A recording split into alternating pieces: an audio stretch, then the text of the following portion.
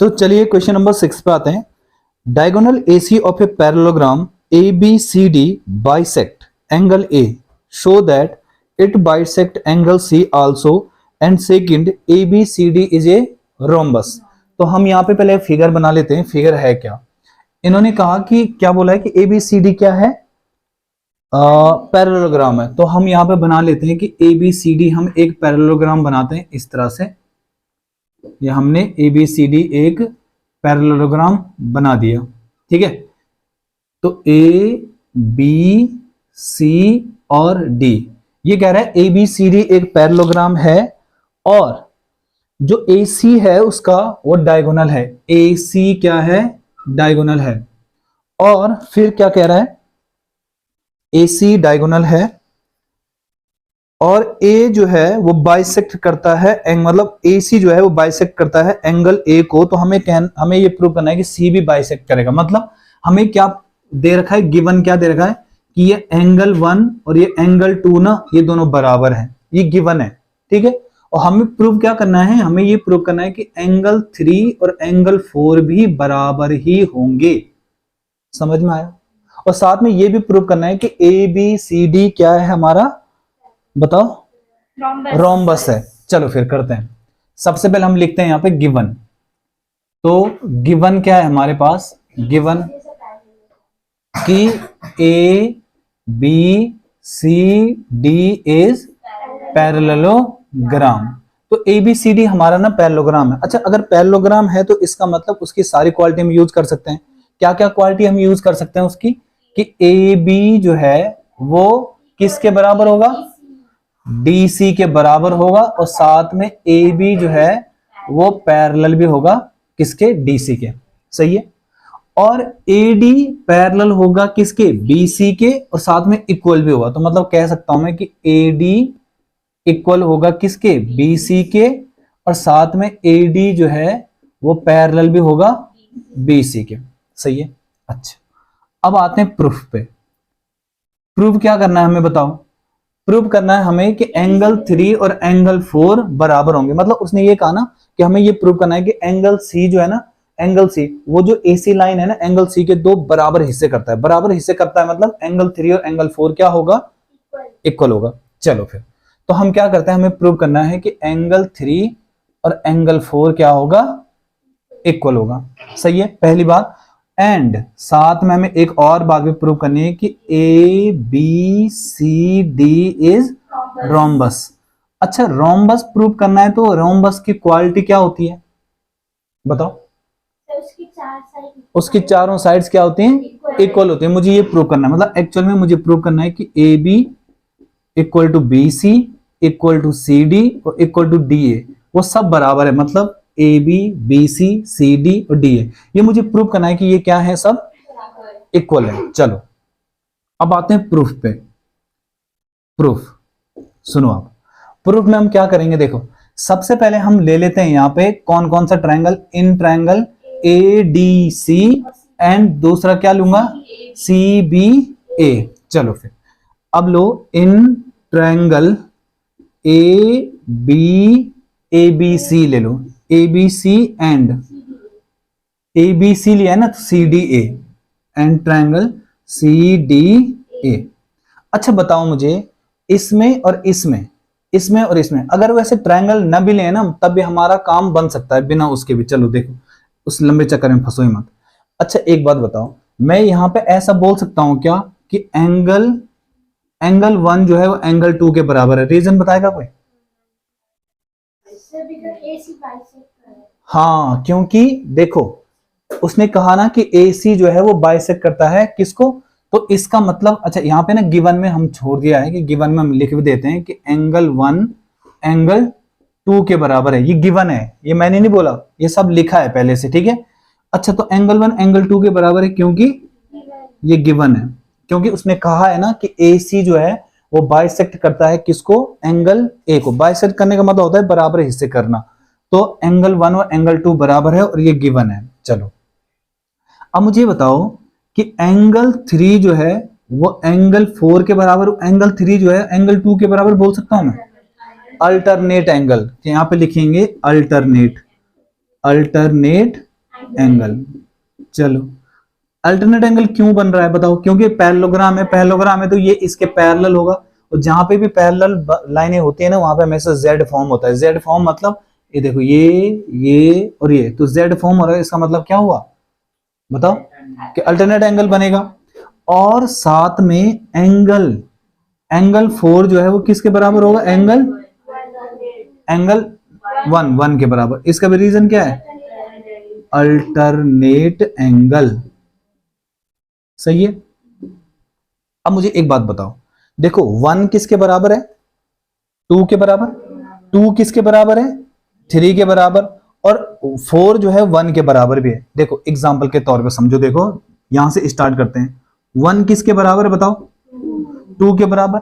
और 1 साथ में 4 के बराबर भी है। और 2 जो है वो किसके बराबर है? तुम्हें ऐसा लग रहा सब बराबर है? 1 2 3 4 ये सब बराबर है। समझ में आया? तो जब सब बराबर हैं तो मैं यहां पे बोल सकता हूं, यहां पे so angle 1 equal to angle 2 equal to angle 3 equal to angle 4। सारे एंगल्स बराबर हो गए। अच्छा सारे एंगल्स बराबर हो गए उसका मतलब क्या हुआ? अब देखो, सो जब सारे एंगल बराबर हैं तो मैं ये बोल सकता हूं कि एंगल 3 इक्वल टू एंगल 4। यही तो प्रूव करना था, कहां गए हुए देखो। सही है। अब एक और बात मुझे प्रूव करनी है, क्या? कि रोम्बस है, मतलब सारी साइड्स बराबर प्रूव करनी है। अब सुनो थोड़ा ध्यान से, यहां पे मुझे बताओ इन ट्रायंगल क्या नाम है इसका? एडीसी। In triangle ADC. अच्छा एडीसी में देखो एंगल 1 और एंगल 3 बराबर नहीं है। रीजन बताओ कोई? क्योंकि वो अब प्रूव हो गया, पहले ही हमने प्रूव कर दिया कि सारे एंगल्स बराबर हैं। तो हम यहां पे लिखेंगे एंगल 1 इक्वल टू एंगल 3। उसका रीजन क्या लिखेंगे? Above proof. Above proof. सही है। देखो ये एंगल 1 और एंगल नहीं, कोई इंटीरियर नहीं है। एंगल 1 और एंगल 3 ना बराबर है। क्यों? क्योंकि अभी हमने क्या किया है? प्रूव किया है। सही है। बताओ अब जब 1 और 3 बराबर है और किसी भी ट्रायंगल में अगर दो एंगल बराबर हैं तो उसके सामने पड़ने वाली जो साइड्स होती हैं वो भी हमेशा क्या हो जाती हैं? बराबर। एग्जांपल के तौर पे माना मैंने यहाँ पे एक ट्रायंगल बनाया, ये मैंने क्या बनाया? PQR। अगर मैं ये कहूं कि 1 और 2 बराबर है तो 1 बराबर 2, तो इसका मतलब क्या होता है? 1 के सामने कौन सी साइड पड़ रही है? QR। तो QR जो है हमेशा बराबर होगा 2 के सामने कौन है? PR। हमेशा। अगर सोचो कि 1 यहां पे ना होके 1 यहां पर होता और यहां पे 2 होता, तो बताओ क्या कैसे होता? 1 बराबर 2 दिया होता अगर, तो बताओ 2 के सामने कौन है? PR। और 1 के सामने कौन है? PQ। तब बराबर ऐसा होता। समझ में आया? ये हमने पढ़ा है कौन से चैप्टर में? ट्रायंगल चैप्टर में हमने ये थ्योरम पढ़ी है। तो देखो इस ट्रायंगल में देखो 3 और 1 बराबर है, तो भाई अगर वो बराबर हैं तो उनके सामने पड़ने वाली साइड भी तो बराबर होंगी। तो कौन किसके? 1 के सामने कौन पड़ रहा है? DC इक्वल होगा 3 के सामने कौन है? AD या DA। बात एक ही है। सही है। अब आओ इन ट्रायंगल, नीचे वाला triangle, in triangle ABC। In triangle ABC। अच्छा देखो ABC में एंगल 1 जो है, सॉरी एंगल 2 एंगल 4 के बराबर, तो फिर वही यहां पे लिख भी देंगे क्या? Opposite sides of equal angles, इसलिए बराबर है। सही है। अच्छा बताओ अपोजिट साइड्स मतलब जो इक्वल एंगल्स हैं उनके अपोजिट साइड्स हैं वो भी क्या होती हैं? इक्वल होती हैं, इसलिए। अच्छा बताओ मुझे एंगल 2 और एंगल 4 बराबर है ना? ठीक है। तो इसका मतलब क्या हुआ? एंगल 2 के सामने कौन है? BC। और एंगल 4 के सामने कौन है? AB। अब थोड़ा ध्यान से समझना इस बात को। देखो तुम लोग कह रहे हो कि ये वाला हिस्सा और ये वाला हिस्सा बराबर है, रीजन बताएगा कोई? AB और DC बराबर है, क्यों? हाँ पैरेललोग्राम है ना, उसके अपोजिट साइड क्या होती हैं? बराबर हो। और तुम लोग ये भी कह रहे हो कि AB और AD बराबर है, और साथ में तुम ये भी कह रहे हो क्या?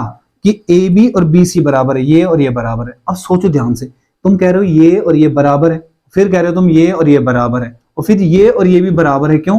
पैरेललोग्राम है। तो चारों साइड से बराबर नहीं हो गई? समझो ना थोड़ा ध्यान से। तुम लोगों ने अभी क्या कहा मुझसे? कि AB और DC बराबर है, कहा ना, क्यों, रीजन क्या है, पैरेललोग्राम है।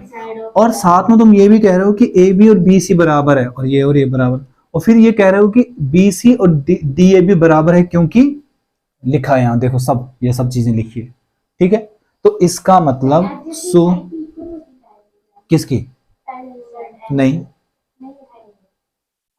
नहीं, अपोजिट साइड्स बराबर होती हैं किसके, पैरेललोग्राम की। बट हमने इस थ्योरम से क्या प्रूव करा कि ये और ये भी बराबर है। जब ये इसके बराबर है और ये इसके बराबर है और ये आपस में भी बराबर है, तो सभी बराबर नहीं हो गए। तो कहने का मतलब क्या है, so AB equal to BC equal to CD equal to DA। अच्छा, सारी साइड्स बराबर हो गई, उससे क्या प्रूव हुआ कि ABCD इज रोम्बस। बस, अगर कौन सा, हाँ मतलब नहीं, अगर तुम इतना भी लिखोगे चल जाएगा काम, ठीक है। और अगर तुम्हें लिखना ही इससे आगे, तो इससे आगे तुम यहाँ पे थोड़ा और भी लिख सकते हो। कैसे, यहाँ पे मतलब ये बाद में होता है ना, इधर तुम ये भी लिख सकते हो कैसे कि इसको ना तुम इक्वेशन नंबर 1 मानो, इसको 2 मान लो, और इसको मान लो यहाँ पे हमें ये भी पता है कि AB बराबर DC, और साथ में हमें ये भी पता है AD इक्वल टू BC। और इनका रीजन क्या लिखोगे तुम बताओ, इसको मानोगे 3, इसको मानोगे 4, और इनका रीजन क्या होगा, नहीं, हाँ मतलब ऐसा बोल सकते हैं कि अपोजिट साइड्स ऑफ पैरेललोग्राम। अब बताओ, तब इसके आगे ना एक और बात लिख सकते हो क्या, कि फ्रॉम 1 2 3 एंड 4। तो चारों इक्वेशन से हम एक निष्कर्ष निकाल सकते हैं, एक कंक्लूजन निकाल सकते हैं कि सारी साइड्स क्या हैं, बराबर है। ऐसा भी कर सकते हैं, ठीक है। और नहीं भी लिखोगे तो इतना समझ जाएगा एग्जामिनर क्या है, ठीक। बताओ समझ में आया।